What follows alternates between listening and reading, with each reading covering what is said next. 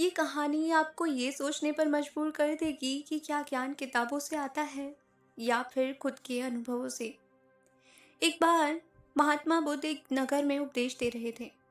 भीड़ में एक नवयुवक खड़ा था जिसका नाम था सुमेध।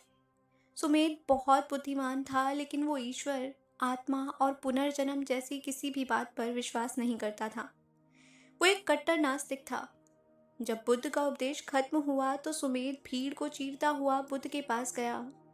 उसने बिना किसी आदर के चुनौती भरे स्वर में पूछा, तथागत, आप ये सब बातें किस आधार पर कह रहे हैं? क्या आपने ईश्वर को देखा है? क्या आपने आत्मा को देखा है? आप तो बस सुनी सुनाई बातें कर रहे हैं। भीड़ सन्न रह गई। शिष्यों को गुस्सा आया, लेकिन बुद्ध शांत रहे।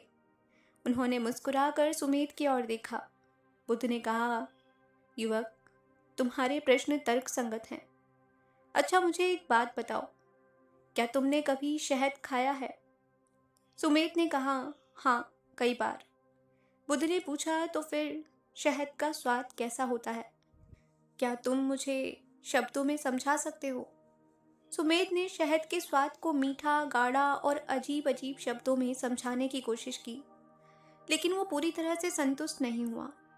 बुद्ध हंसे और बोले, सुमेध, मैंने शहद का स्वाद चखा है, तुम भी चख चुके हो, लेकिन क्या मेरे कहने से या तुम्हारे कहने से किसी तीसरे व्यक्ति को जो शहद के बारे में कुछ नहीं जानता, उसका असली स्वाद पता चल सकता है?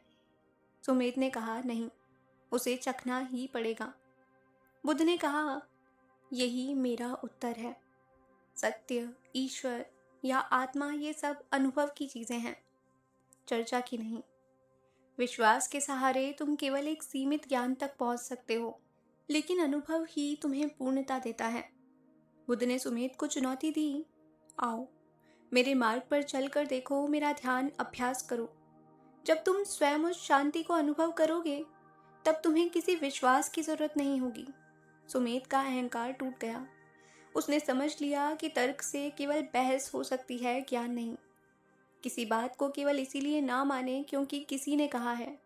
अपना अनुभव ही सबसे बड़ा प्रमाण है।